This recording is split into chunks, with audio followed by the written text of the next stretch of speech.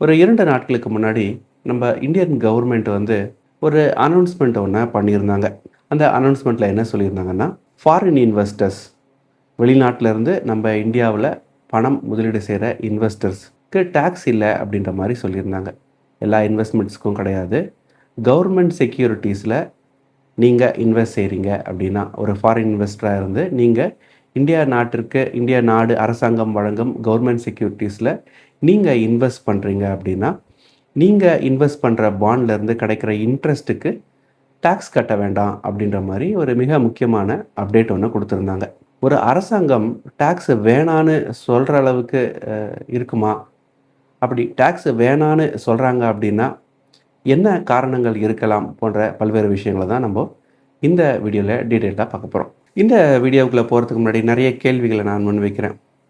ஒரு அரசாங்கம் foreign investors கிட்ட போயிட்டு, நீங்க உங்களுக்கு கிடைக்கிற இன்ட்ரெஸ்ட்டுக்கு நீங்க வரி செலுத்த வேண்டாம் அப்படின்னு சொல்றாங்க அப்படின்னா, ஏதாவது எக்கனாமிக் பிரஷர் இருக்கா? 2வது மிக முக்கியமான ஒரு கேள்வி. இப்படி ஃபாரின் இன்வெஸ்டர்ஸ்க்கு டாக்ஸ் வேவேர குடுத்து, அந்த ஃபாரின் ஃபண்ட்ஸ நம்ம நாட்டுக்குள்ள அந்த ஃபாரின் முதலீடுகள நம்ம நாட்டுக்குள்ள கொண்டு வருவதற்கான தேவை அந்த அளவுக்கு இருக்கா? இல்ல இப்படி டாக்ஸ் வேவியர் குடுத்ததுக்கு பின்னாடி ஏதாவது மிக முக்கியமான காரணங்கள் இருக்கா? அப்படின்னு சொல்லி நெறைய கேள்விகள் இருக்கு. உங்களுடைய பதில்கள் என்ன அப்படின்றத கமெண்ட் செக்ஷன்ல சொல்லுங்க. எந்த ஒரு காரணத்திற்காக இப்படி ஒரு டாக்ஸ் வேவியர நம்ம கவர்மெண்ட் குடுத்திருக்கு? அவங்க சொல்ற பதில்கள் என்ன அப்படின்றத உங்க முன்னாடி நான் பிரசன்ட் பண்றேன். எதற்காக ஃபாரின் இன்வெஸ்டர்ஸ்க்கு வேவியர் குடுத்திருக்காங்க? அவங்க இன்வெஸ்ட் பண்ற கவர்மெண்ட் செக்யூரிட்டீஸ்ல இன்வெஸ்ட் பண்ற பணத்திற்கு வேவியர் குடுத்திருக்காங்க அப்படின்றத தெரிஞ்சுக்கிறதுக்கு முன்னாடி, கவர்மெண்ட் செக்யூரிட்டீஸ் அப்படின்னா, கவர்மெண்ட் பாண்ட்ஸ்னா என்னன்றத ஷார்ட்டா 1 ஆர் 2 லைன்ஸ்ல சொல்லிர்றேன். ஸோ உங்களுக்கு அது அண்டர்ஸ்டாண்டிங்க்கு பெட்டரா இருக்கும். ஒவ்வொரு வருடமும் நம்ம இந்தியன் கவர்மெண்ட் இன்ஃப்ராஸ்ட்ரக்சர் ஸ்பெண்டிங், அதாவது ரயில்வே ஆகட்டும், இல்ல ரோட்வேஸ் ஆகட்டும், நெறைய ப்ராஜெக்ட்ஸ கொண்டு வரதுக்காகட்டும், இல்ல மக்களுக்கு வெல்ஃபேர் ஸ்கீம்ஸ கொண்டு வரதுக்காகட்டும், நெறைய பணமானது தேவைப்படும். நெறைய பணத்த ஸ்பெண்ட் பண்றாங்க. இப்படி கவர்மெண்ட்டுக்கு இந்த ப்ராஜெக்ட்ஸ் எல்லாம் மேற்கொள்ளணும், இந்த ஸ்கீம்ஸ் எல்லாத்தையும் கொண்டு போய் மக்கள்கிட்ட சேர்க்கணும் அப்படின்னா, நெறைய பணம் தேவைப்படும். இதற்கு ரொம்ப சிம்பிளான ஆப்ஷன் என்ன அப்படின்னா, கவர்மெண்ட்டு நெறைய நோட்டுகள பிரிண்ட் செய்யலாம். அப்படி நெறைய கரன்சிஸ நம்ம கவர்மெண்ட் பிரிண்ட் பண்ணுச்சு அப்படின்னா, அது எக்கனாமிக்கு அந்த அளவுக்கு நல்லதில்ல. ஏன்னா, அது இன்ஃப்ளேஷன அதிகப்படுத்திடும். அப்போ நோட்டு பிரிண்ட் பண்ணக்கூடாது அப்படின்னா, என்ன ஆப்ஷன் இருக்கு கவர்மெண்ட்டுக்கு?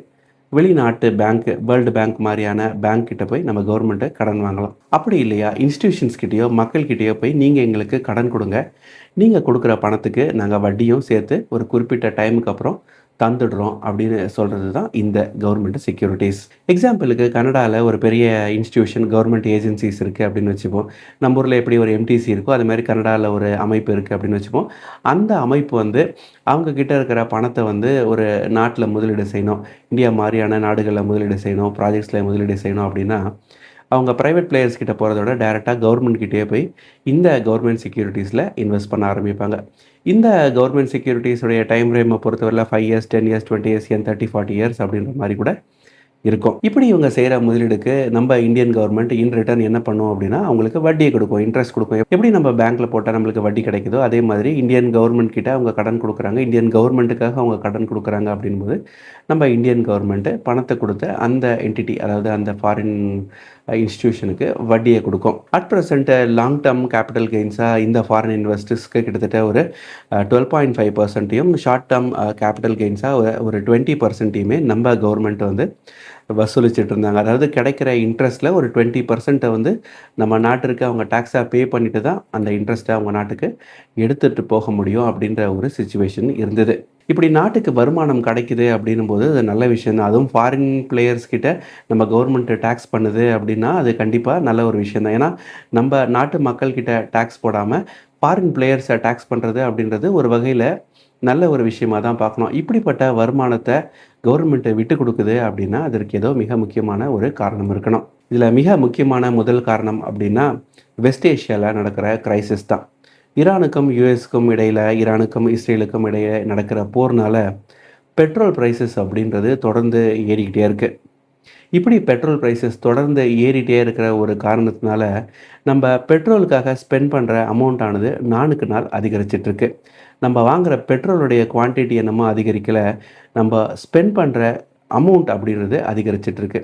நம்ப ஒரு 1,00,000 லிட்டர் பெட்ரோல் வாங்குறோம் அப்படின்னா, அதே 1,00,000 லிட்டர் எக்ஸாம்பிளுக்கு சொல்றேன். 1,00,000 லிட்டர் பெட்ரோல் தான் வாங்கிட்டு இருக்கோம்.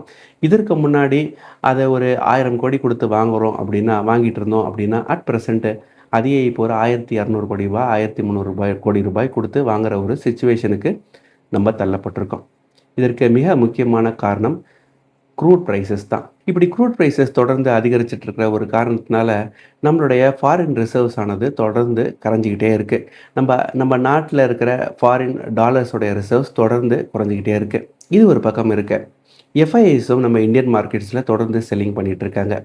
நம்ம ஈக்விட்டிஸில் செல் பண்ணிவிட்டு நம்ம ஸ்டாக் மார்க்கெட்டில் செல் பண்ணிவிட்டு பணத்தை அவங்க மீண்டும் அவங்க நாட்டுக்கு கொண்டு போயிட்டுருக்காங்க. அதாவது நம்ம நாட்டை விட்டு பணம் ரொம்ப வேகமாக வெளியே போயிட்டுருக்கு. அதாவது ஃபாரின் எக்ஸ்சேஞ்சு டாலர்ஸ், குறிப்பாக டாலர்ஸ், இந்த விஷயம் வந்து நம்ம நாட்டை விட்டு தொடர்ந்து வெளியே போயிட்டுருக்கிற காரணத்தினால நாட்டுக்குள்ளே எப்படியாவது பணத்தை கொண்டு வந்துடணும் அப்படின்ற ஃபாரின் ரிசர்வ்ஸ், அதாவது ஃபாரின் டாலர்ஸை உள்ளே கொண்டு வரதுக்கான முயற்சிகளை எப்படியாவது செஞ்சிடணும் அப்படின்னு சொல்லி நம்ம கவர்மெண்ட்டு ட்ரை பண்ணிகிட்டு இருக்காங்க. இது இல்லாமல் ஒரு பக்கம் இருக்க இன்னொரு சைடில் டாலர் தொடர்ந்து ஸ்ட்ரென்தன் ஆகிட்டே இருக்குது. இன்னொரு சைடில் ருப்பி கண்டினியூஸாக வீக்கன் ஆகிட்டே இருக்குது. எப்படியாவது ருப்பியோடைய ஃபாலை நம்ம அரெஸ்ட் பண்ணிடணும் அப்படின்னா வெளிநாட்டு முதலீடுகள் கண்டிப்பாக நம்ம நாட்டுக்குள்ளே வந்தே ஆகணும். அப்படி வெளிநாட்டு முதலீடுகள் நம்ம நாட்டுக்குள்ளே வந்தது அப்படின்னா ருப்பியோடைய ஃபால் அப்படின்றது கண்டிப்பாக டெம்பரவரியாக ஸ்டாப் ஆகும். இதுவே லாங்கர் ரனில் தொடர்ந்து நிறைய ஃபாரின் ஃபண்ட்ஸ் வந்துக்கிட்டே இருக்குது அப்படின்னா இப்போ 90+ கிட்ட இருக்கிற ருப்பி அப்படின்றது பேக் டு நார்மல்சி வர்றதுக்கு நிறைய வாய்ப்புகள் இருக்குது. ஃபாரின் இன்வெஸ்டர்ஸ் கவர்மெண்ட் செக்யூரிட்டிஸில் இன்வெஸ்ட் பண்ணுறதுக்கு மட்டும் அவங்க வகை வகுத்து கொடுக்கல, இன்னொரு விஷயத்தையும் செஞ்சுருக்காங்க. அதாவது என்ஆர்ஐஸ் அப்படின்னு சொல்லுவாங்க, வெளிநாட்டில் வாழ்கிற இந்தியர்கள். அவங்க வந்து நம்ம இந்தியன் மார்க்கெட்டில் இன்வெஸ்ட் செய்கிற அமௌண்ட்டு வந்து எக்ஸாம்பிளுக்கு ஒரு ரூ. 100 இன்வெஸ்ட் செய்யலாம் அப்படின்னா அந்த அமௌண்ட்டை வந்து அந்த லிமிட்டேஷனை இன்க்ரீஸ் பண்ணியிருக்காங்க. இப்போ ரூ. 100 இன்வெஸ்ட் பண்ணலான்னா எக்ஸாம்பிளுக்கு நீங்கள் ரூ. 200 இன்வெஸ்ட் பண்ணலாம் அப்படின்ற மாதிரி சொல்லியிருக்காங்க.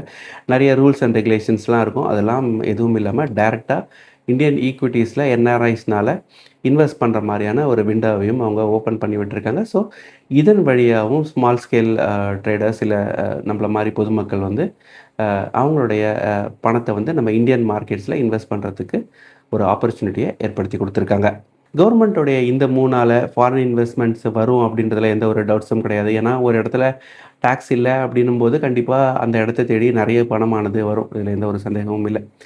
இது ஒரு பக்கம் இருந்தாலும் இன்னொரு சைடில் நிறைய பேர் டிசப்பாயிண்டடாக இருந்ததற்கான மிக முக்கியமான காரணம் என்னென்னா, கவர்மெண்ட் செக்யூரிட்டிஸில் இன்வெஸ்ட் பண்ணுறவங்களுக்கு மட்டும் டேக்ஸ் எக்ஸெப்ஷன் கொடுத்துருக்கீங்க. அதே மாதிரி இந்தியன் ஈக்விட்டிஸ், இந்தியன் ஸ்டாக் மார்க்கெட்டில் இன்வெஸ்ட் பண்ணுற ஃபாரின் பிளேயர்ஸுக்கும் நீங்கள் டேக்ஸ் எக்ஸெப்ஷன் கொடுத்துருந்தீங்க அப்படின்னா இன்னும் அதிகப்படியான ஃபாரின் ஃபண்ட்ஸ் வந்து நம்ம நாட்டுக்குள்ளே முதலீடு செய்கிறதுக்காக வந்திருக்கும். அந்த ஆப்பர்ச்சுனிட்டியும் கன்சிடர் பண்ணியிருக்கணும் அப்படின்ற மாதிரியான கருத்துக்கள் வந்துட்டுருக்கு. இந்த மூவ் நம்ம இந்தியன் கவர்மெண்ட்டுக்கு டேக்ஸ் லாஸா அப்படின்னு கேட்டால் எஸ், இது ஒரு ஷார்ட் டேர்ம் பெயின் தான். ஆனால் லாங் டேர்ம் அப்படின்னு யோசிக்கும்போது கண்டிப்பாக ஒரு $40 to $50 பில்லியன் நம்ம நாட்டுக்குள்ளே வர்றதுக்கான ஒரு ஆப்பர்ச்சுனிட்டியை நம்ம கவர்மெண்ட்டு ஏற்படுத்தியிருக்கு. ஷார்ட் டேர்மில் இது ஒரு வழியாக இருந்தாலும் லாங்கர் ரனில் நம்ம நாட்டுடைய எக்கனாமிக்கு இது ஒரு நல்ல மூவாக நிறைய எக்ஸ்பர்ட் சொல்கிறாங்க. கவர்மெண்ட்டோடைய இந்த மூவ் பற்றின உங்களுடைய கருத்துக்கள் என்ன? இது ரைட்டான டிசிஷனா, இல்லை அவங்களுக்கு டேக்ஸ் எக்ஸெப்ஷன் கொடுத்துருக்க வேண்டாமா அப்படின்ற உங்களுடைய கருத்துக்கள் என்ன அப்படின்றத கீழே கமெண்ட் செக்ஷனில் சொல்லுங்கள். இதே மாதிரி நிறைய தகவல்களுக்கு நம்ம சேனலை சப்ஸ்கிரைப் பண்ணிக்கோங்க. நன்றி, வணக்கம்.